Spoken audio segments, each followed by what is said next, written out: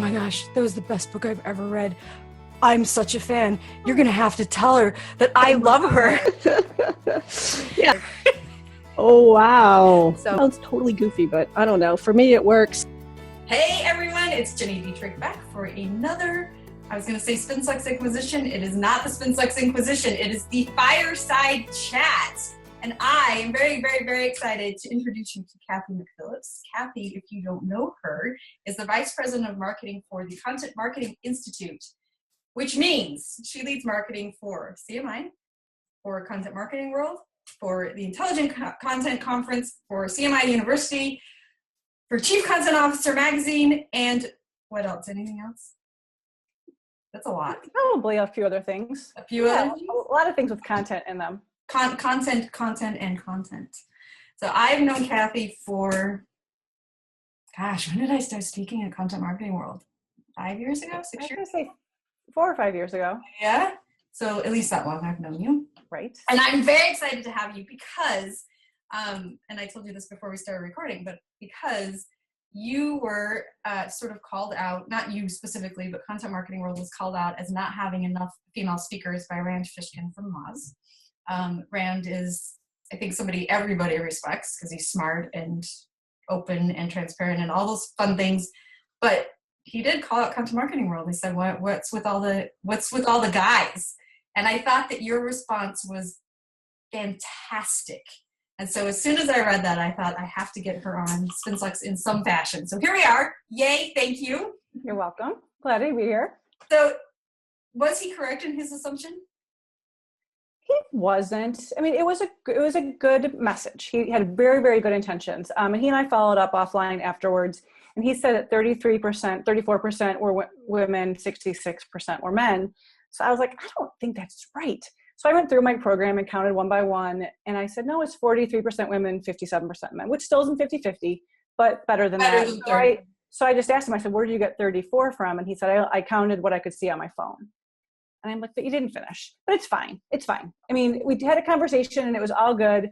And then I just did a little bit more homework. And if I took out everyone that paid to be there during our lunch and learn sessions, which our attendees know are sponsored, right? It was 50-50.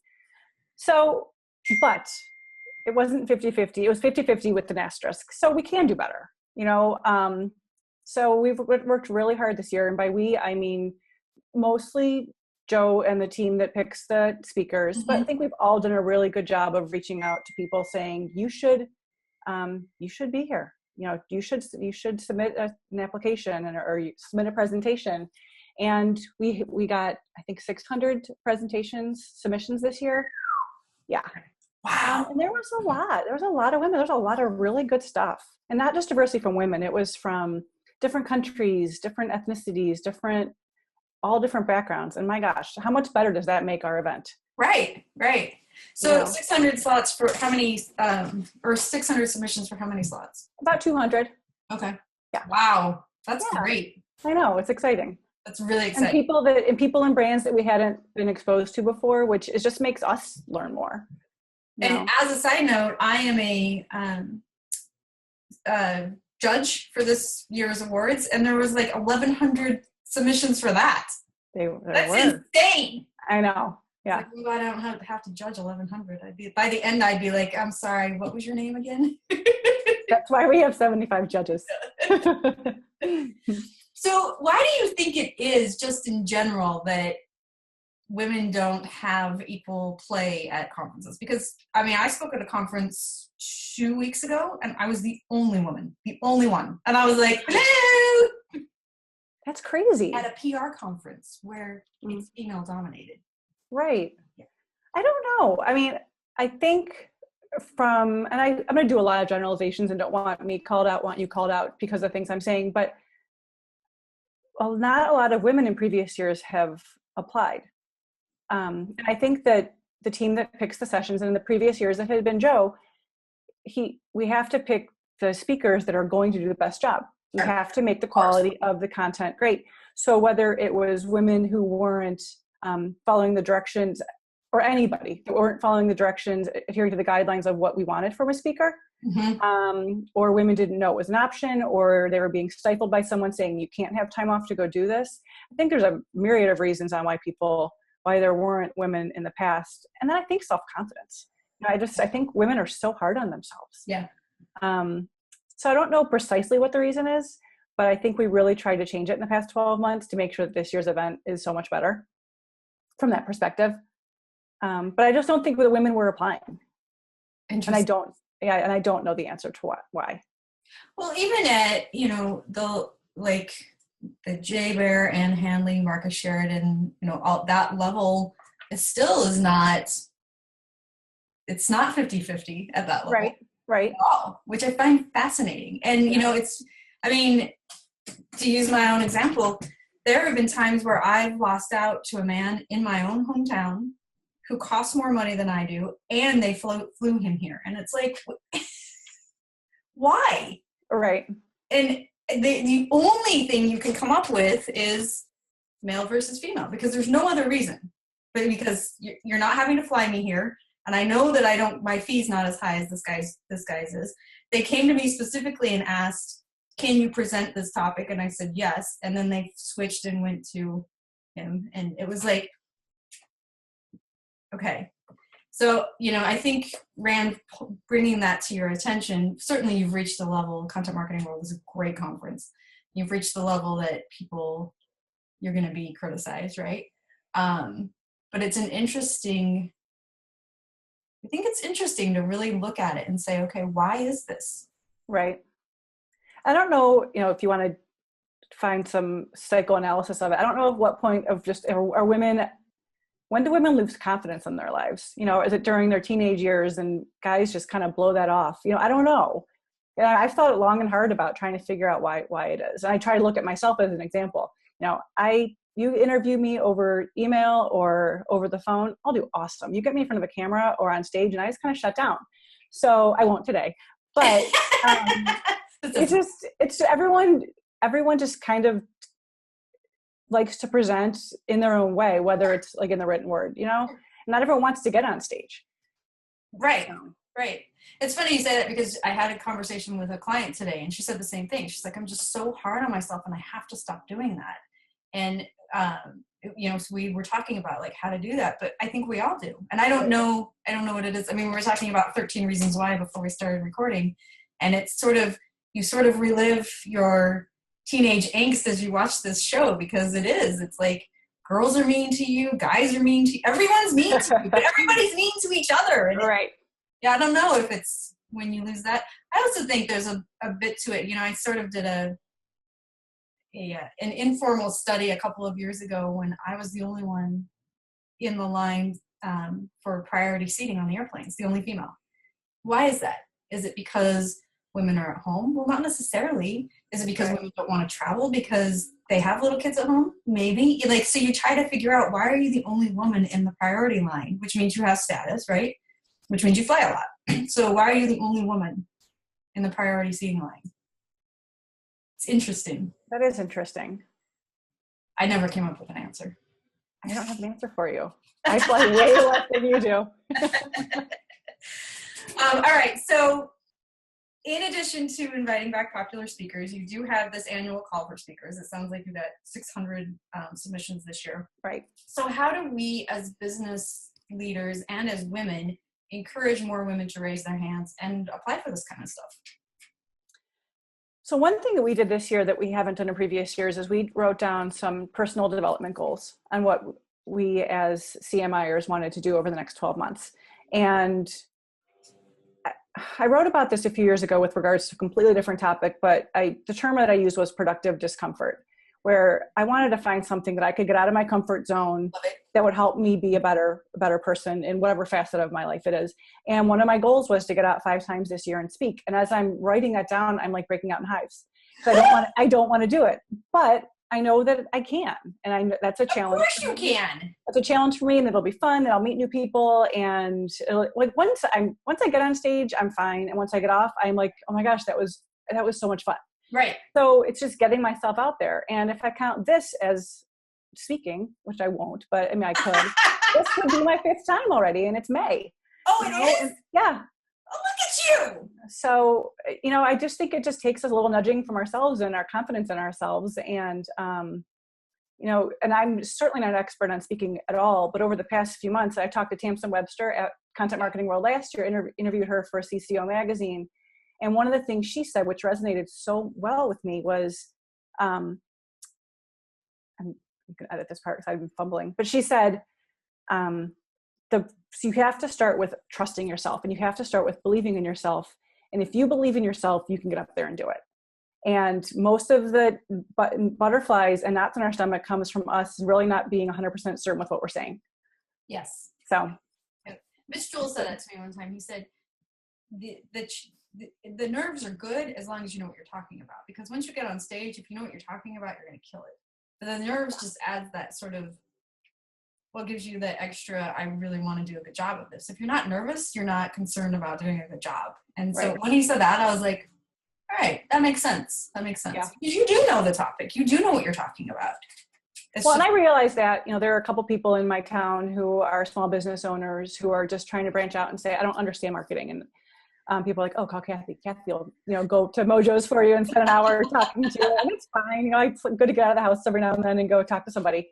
And I feel like it's really basic stuff that I'm telling them. And they'll be like, oh my gosh, thank you so much. And I was like, oh, okay.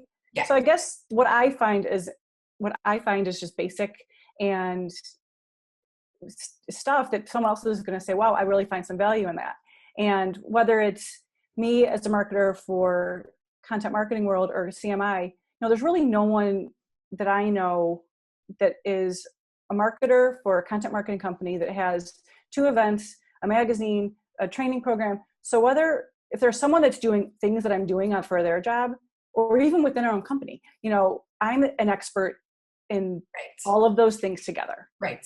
And something that I might say might trigger something with somebody else and say, wow, oh my gosh, I could totally apply that to what I'm doing.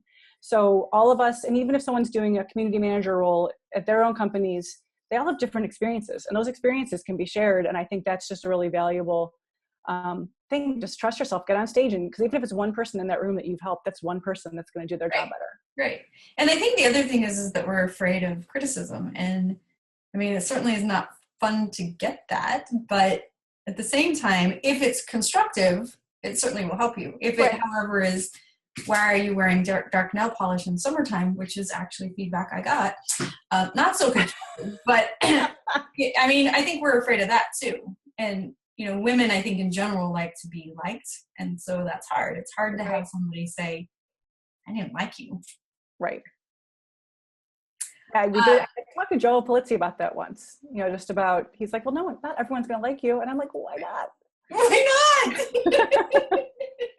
Well, he wasn't talking about you. He was just saying in general. In general. Everyone likes you. Well, thank you. So, in the beginning, have you guys always done a call for submissions? Or did you sort of cherry pick people in the beginning? I started in 2012. So honestly, since I've been there, there has been a call for speakers. I'm not sure about the first year. So let's talk about, and maybe you don't have some advice on this, but let's explore it anyway. If you want to speak at a conference that does not accept speaking proposals, so maybe they're brand new or just starting out, a couple of years under their belt, and they're still sort of cherry picking their friends, how do you get in there and have them notice you? I just think you need to get noticed. If they wrote a book, go leave a book review. If they're on social, then start retweeting their articles. If, connect with them places and be helpful to them. Don't go in with the ask immediately. It's just, it's just general, get to know them, let them get to know you, and start a conversation with them. And then when they're ready, they're like, oh my gosh, who is that person that I met on Twitter that I think would be a great fit for this? Yep. And then swoop in and say, hey, I see you have this event coming up and I'd love to be part of it. What could I do? And some of the things that you guys do is have volunteers. So volunteer at the conference and get to know the people who are behind the scenes too. Mm-hmm. You guys do a great job of that. With the volunteers? Mm-hmm. Yeah, and we're very grateful for the volunteers. Oh, I'm sure. I would be too.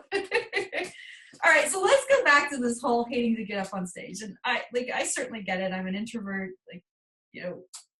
and one of my goals 10 years ago was, in order to, network and build the business and build the brand and all that, I have to get out there, which I'm not comfortable with doing, and I don't like doing it. But you're right. You get up on stage and you're like, okay, that wasn't so bad. I can do this.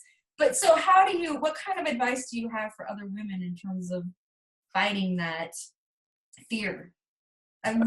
First of all, that's crazy to me that you are. I mean, I know you're an introvert because I am too. But like, if people that know us are like, no, you're not an introvert. I know. Start small. Start giving a presentation at your company. Give a local PRSA meeting or something else, and then just start branching out. Although I think sometimes 600 people is easier than 5. But yes, yes. I just think you just got to start small and just trust yourself or give it to your dog. Or your family. They're going to be worse than anybody. Oh, yes. All right. So you said if you count this, you've done 5. What have you done this year? Oh, gosh. One of them was a Content Marketing World sponsor, which is actually in 2 days. So that I'm counting one that I haven't even done yet. Bright Edge is having an event in New York City on Thursday. So I'm flying out Wednesday to go be on a panel there. Nice. And I did a local manufacturing event here in Cleveland, and done a couple of little ones, nothing major. That's awesome. And then I'm speaking. Next conference, I would have you come to that, but there's not. Oh, well, maybe you should work on one. You should. No. Although everybody who's watching this is going to be like, what do you mean? You said yes.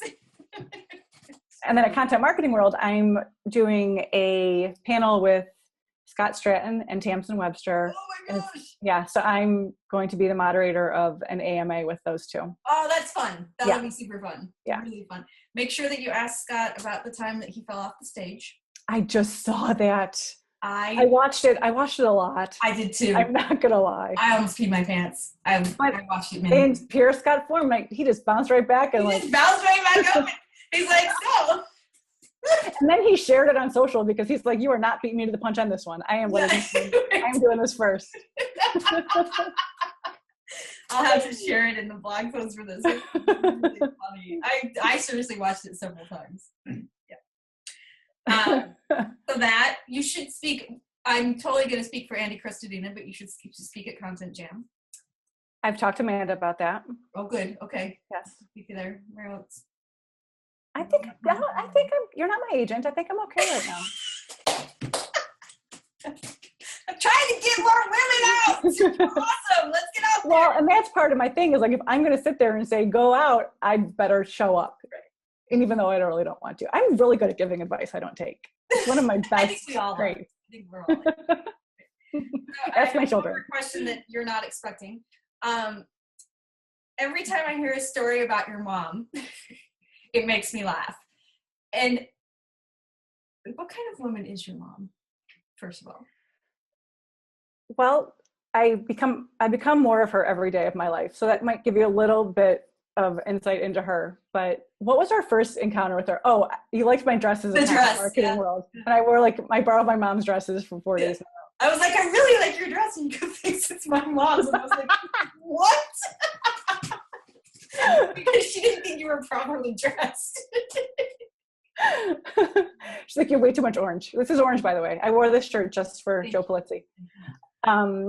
She's awesome. She just turned 70 last week. And she's just, I don't know.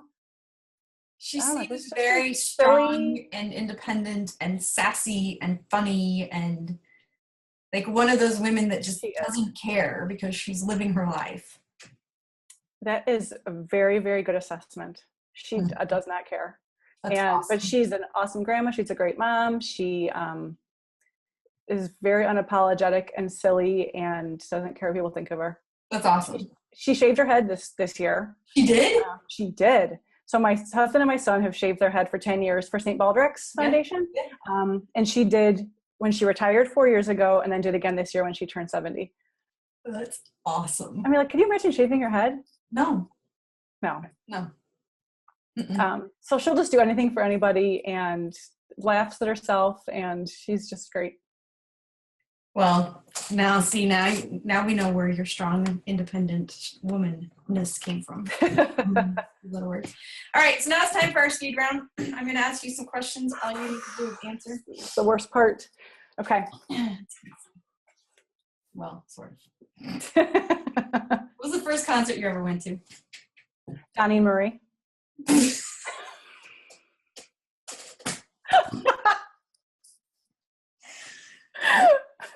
With my grandparents. Of course it was. With your grandparents. And my sister. And you know what? I'm done. I can't. Nothing beats that. With your grandparents. How old were you? Young enough to go to Donnie and Marie with my grandparents. I would say I have no idea. It had to be the 70s, right? So not like 20. No, it was not 20. Okay. All right. I'll give you that. If you could have Is that more acceptable? Yeah, if you were like 10, I give you that. That's okay. Fine. If you could have any superpower, what would it be? I watched Anne Hanley's and I wrote down answers to those questions. That's why I mixed them up. Dang it. I was like totally prepared. Superpower. We ask this question at one of we every year after Content Marketing World, we do a little interview with our staff and we write up a slide share on get to know our team. Yeah. And I think what I wrote there was I would love to feed everyone in the world, make sure everyone in the world has food. It's not really that. To be able to fly, you'd like to feed everyone in the world. But you could feed them while you were flying because they would get there quicker. I'll drop your packages for you while I fly. How's that? We can do it together. You're like a little stork dropping off bundles. What is on your professional bucket list this year that you've not done yet? Well, I did it. I don't know why I spoke. Yeah, but is there anything else? Like, I feel like we should add something just because you've already reached your goal and it's only May. Yes, help me think of something. What's on yours? This is not about me. This is about you. All right, we'll come back to that. What did you major in? Journalism. Twitter or Facebook? I would say Facebook. Yeah, I think I so. really love Twitter, but most of the people I talk to the most aren't on Twitter. So I love Facebook. Yeah. Facebook's more fun too because of the streaming. And because you just get too many comments. You just like comments on Facebook. Because I know if I comment on your Facebook, the rest of my day is blown up with notifications. The guy who cuts my hair was like, "How do you do that?" I really don't know. He's like, "Could you tag me sometime just so I can experience it?" Sure, myself. Yes. Oxford comma, yes or no? Yes. Thank you. One person we should follow on Twitter or LinkedIn. You can say yourself. I'm going to say Who did I say that? Stephanie Stahl. Have you met Stephanie yet? She is the general manager of the Content Marketing Institute. Yes, I did meet Stephanie, and she's awesome. She's awesome. Yes. Someone everyone in the content marketing industry should get to know. All right, that's a good one. What did you want to be when you grew up? I didn't know. Actually, I didn't know until I didn't know for a long time, but I was a junior. This is a funny story. And this is actually in part of what I'm talking about in New York on Thursday. So junior year of high school, I was in our AP English class and my teacher said, do a paper on what you want to do when you grow up. And I'm like, I don't know. Oh. So she said, what are your strengths? And I said, art and math. And she looked at me and she goes, you can't be good at both of those. Right. Go to the library. Both brains doesn't work. Go to the library and take a test. Go take one of those things where you answer a bunch of questions. And what spit out was advertising and marketing. Really? Yep. So I was like, okay, that's what I'll do. So here we are. Here we are. And then the school, I went to Ohio University in Athens, and advertising was in the School of Journalism. And that's what I did. That's crazy. Yeah. What is your guilty pleasure? Coloring my hair. Okay. I would say like being outside and biking, but I shouldn't be guilty about those things. No, right. That should So be. I think coloring my hair. Mm-hmm. What's your favorite color to color your hair? Just this, but I'm just pure white, like my mom. Really? Yeah. Already? Oh yeah. I've been coloring my hair since I was like 18. Wow. All right. I don't feel like that's a guilty pleasure though. It's just a little expensive. Yeah, it's a little expensive. I agree. Favorite movie of all time? Probably The Princess Bride. Oh, that's a good one. Have you seen Moana? No. Oh, look, it'll make sense in a minute. There's a part where she says, "I am Moana of Montanui. You will board my boat." And every time she says it, I think, "My name is Inigo Montoya." Every time. I've seen it a few times. My Yeah. remorse. Right. I'm really afraid to ask this next question. Football, basketball, or baseball?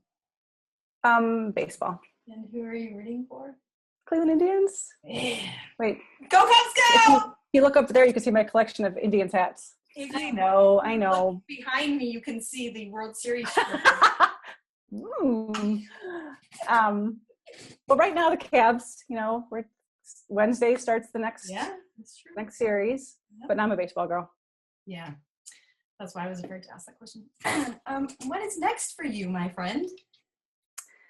I don't know. I've got a busy summer. My son's graduating from high school in a couple weeks, and then he's off in the fall. So I have to find something. I need to join a book club or do something. I'm really sorry. That sucks for you. It does suck for me, but I'm really excited for him. Yeah, that is exciting.